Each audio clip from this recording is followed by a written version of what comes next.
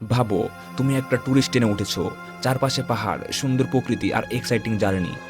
সবাই খুশি, কেউ ছবি তুলছে, কেউ হাসছে। কিন্তু তারা জানতো না, এই ট্রেনটা তাদের গন্তব্যে পৌঁছানোর জন্য না, বরং তাদের নিয়ে যাচ্ছে এক ভয়ঙ্কর মৃত্যুর দিকে। কারণ এই ট্রেনে লুকিয়ে আছে এমন এক অভিশাপ, যেটা একে একে সবাইকে নিজের শিকার বানাবে।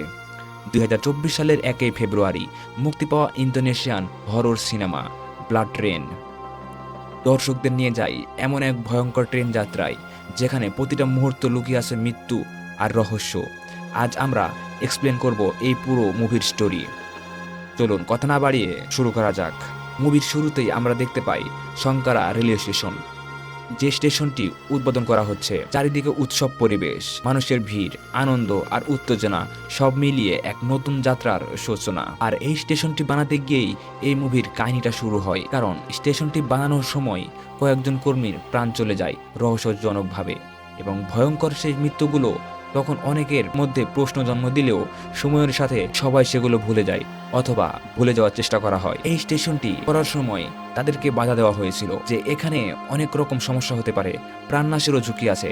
স্থানীয় কিছু মানুষ এবং শ্রমিকদের পক্ষ থেকে বারবার সতর্ক করা হয়েছিল যে এই জায়গাটা নিরাপদ নয়, এখানে অশুভ কিছু রয়েছে।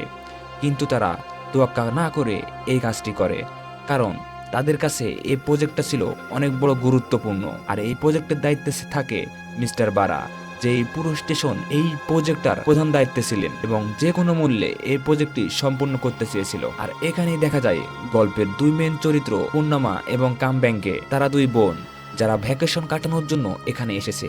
তাদের চোখে নতুন জায়গা দেখার এক্সাইটমেন্ট, নতুন অভিজ্ঞতা পাওয়ার আনন্দ স্পষ্টভাবে দেখা যায়। আর এই ট্রেনটি আজকে উদ্বোধনের দিন হওয়াতে এখানে মজমাস্তি, নাচ গান সবকিছুই করে তারা।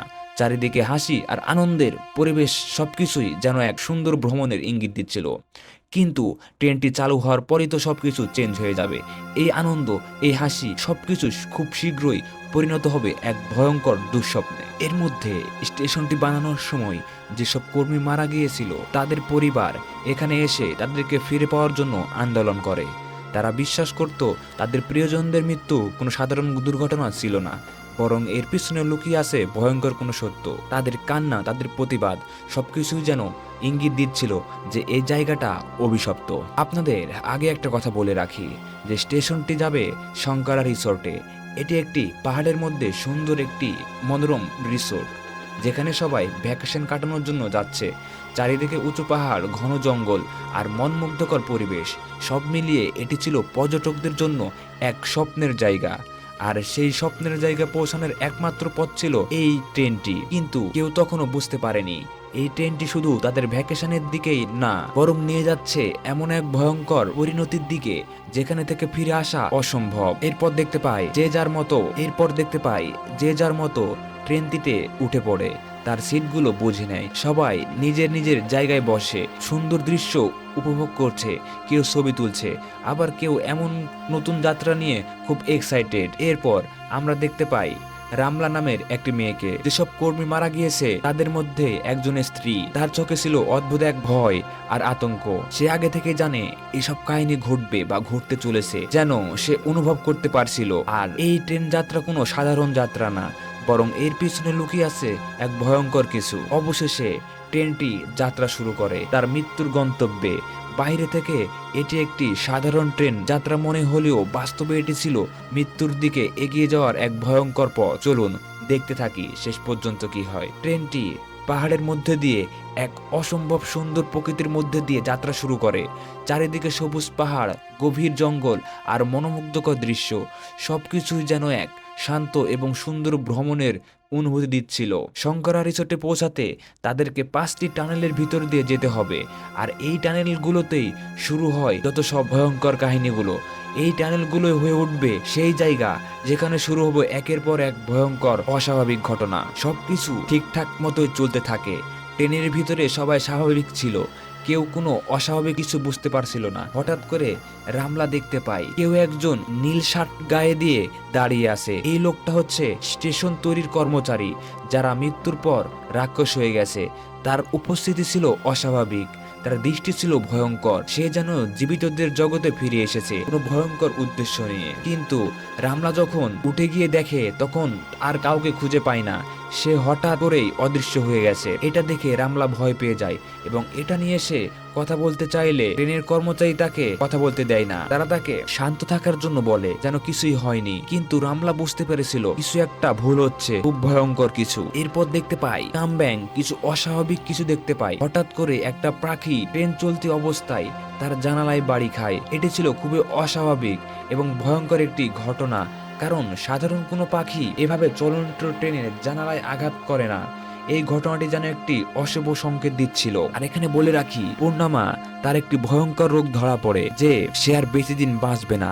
এই সত্যটি ছিল খুবই কষ্টদায়ক এবং হৃদয় বিদারক, যার জন্য তারা এই ভ্যাকেশনে ঘুরতে আসে যেন জীবনের শেষ সময়গুলো সুন্দরভাবে কাটাতে পারে। কামব্যাং জানতো না যে তার বোনের এরকম সমস্যা হয়েছে। সে জানতো তার বোনের অপারেশনটা সাকসেসফুল হয়েছে, কিন্তু ডাক্তার ফোন করে কামব্যাংকে বলে যে তার বোনের অপারেশনটা ঠিক মতো হয় নাই, যার জন্য ক্যান্সারটি পুরো শরীর ছড়িয়ে গেছে। এই সত্য জানার পর কামব্যাং সম্পূর্ণভাবে ভেঙে পড়ে, কারণ সে বুঝতে পারে তার বোনের হাতে হয়তো আর বেশি সময় নেই। অকারণেই ট্রেনের অনেক যাত্রীর পেটের সমস্যা শুরু হয় একসাথে। ওই সময় পূর্ণিমা ওয়াশরুমে গিয়ে খালি পায় না, এই জন্য সে পরের বগিতে যায়। পরের বগিতে ওয়াশরুমে গিয়ে বমি করে।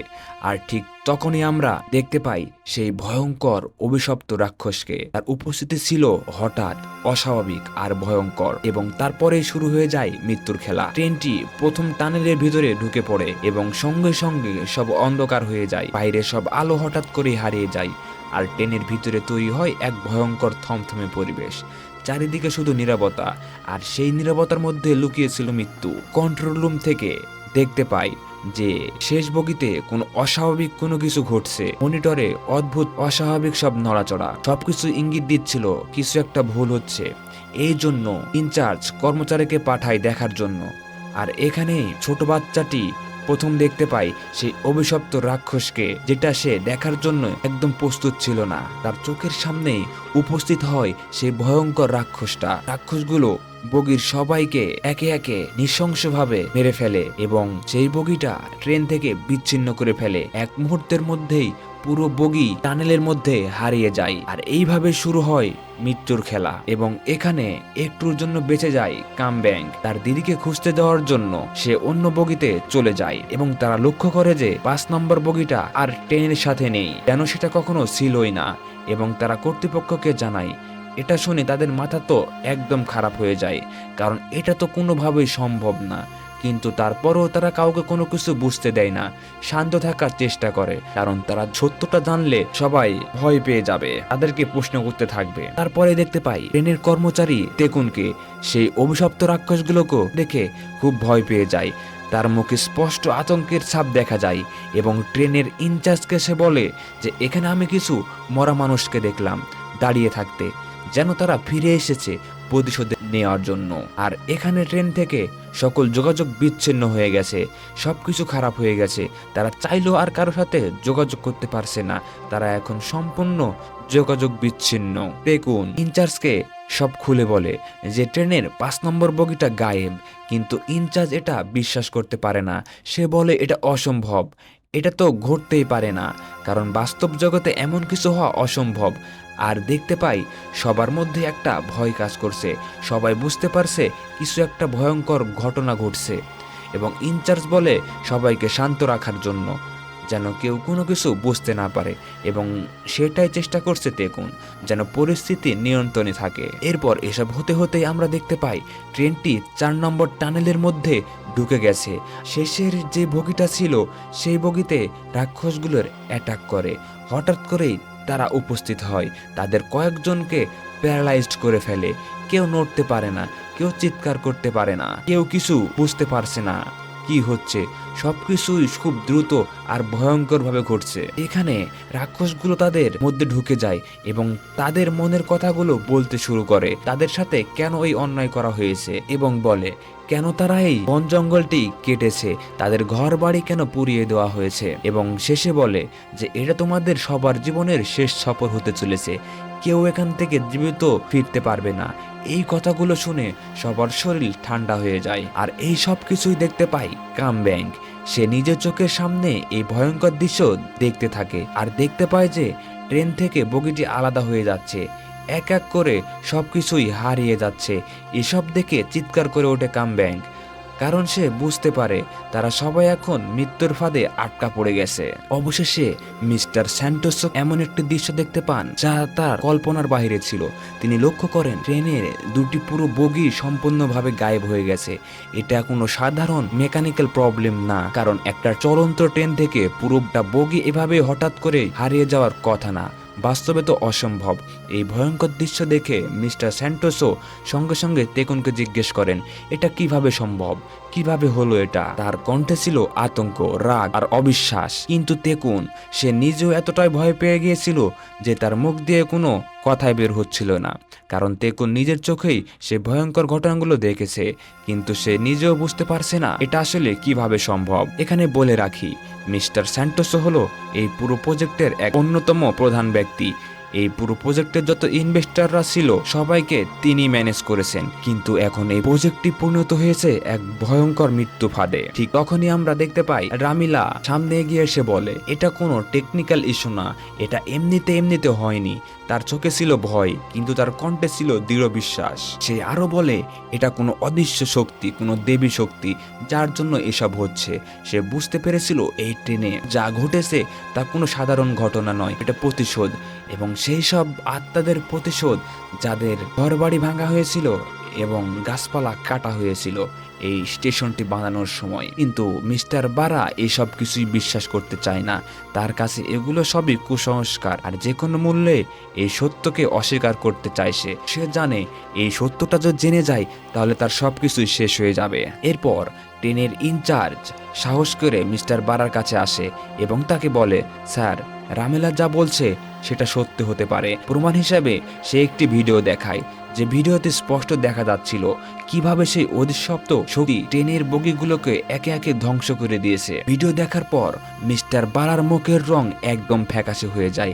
তার চোখে স্পষ্ট ভয় দেখা যাচ্ছিল, কারণ এখন সে নিজেও বুঝতে পারছে এটা কোনো সাধারণ ঘটনা না। ঠিক তখনই আমরা দেখতে পাই পূর্ণিমার অবস্থা হঠাৎ করে আরো খারাপ হয়ে যাচ্ছে।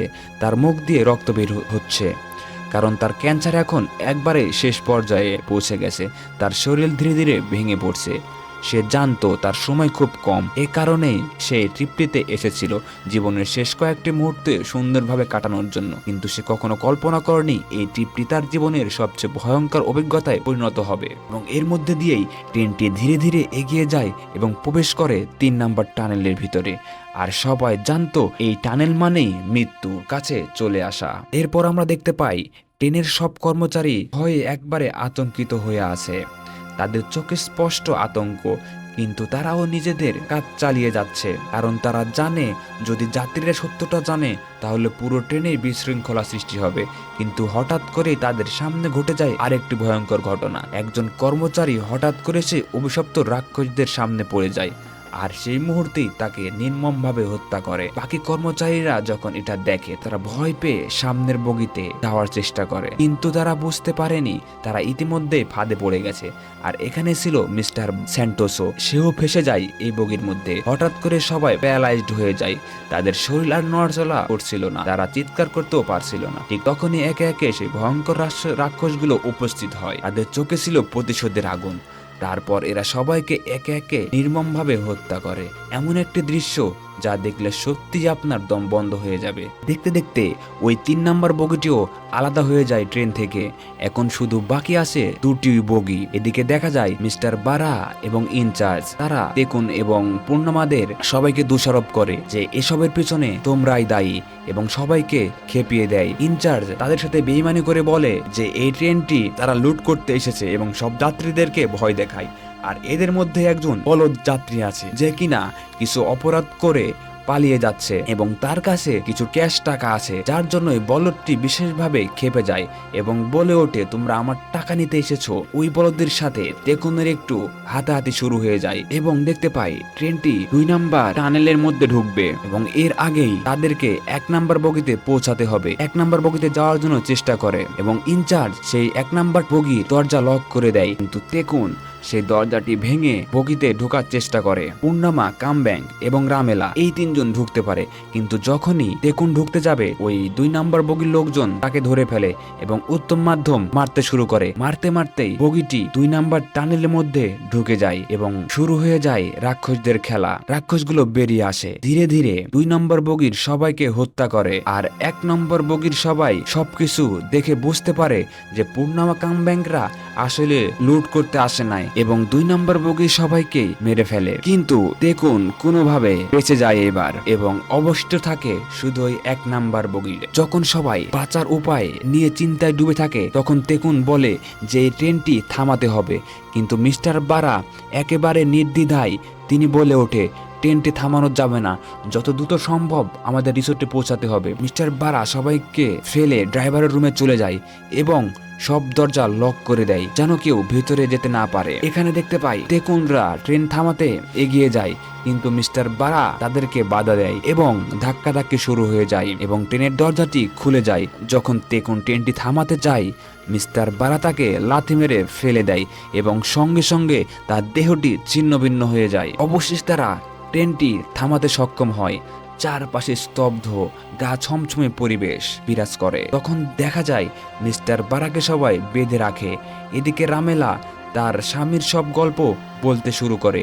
এই শঙ্করা স্টেশন তৈরি কাজে চলছিল এবং সবাই দেখে এবং সবাই তা শুনে আবেগতাড়িত হয়ে যায় এবং ইনচার্জ বলতে শুরু করে যে এই প্রজেক্টটি হাতে নেওয়ার আগেই রহমত তাদেরকে সতর্ক করেছিলেন যে জঙ্গলের রাক্ষসগুলোর ঘরবাড়ি এইভাবে নষ্ট করা যাবে না, তাহলে কেউ আমাদের রক্ষা করতে পারবে না, যেন জঙ্গলের গাছগুলো ক্ষতিগ্রস্ত না হয়।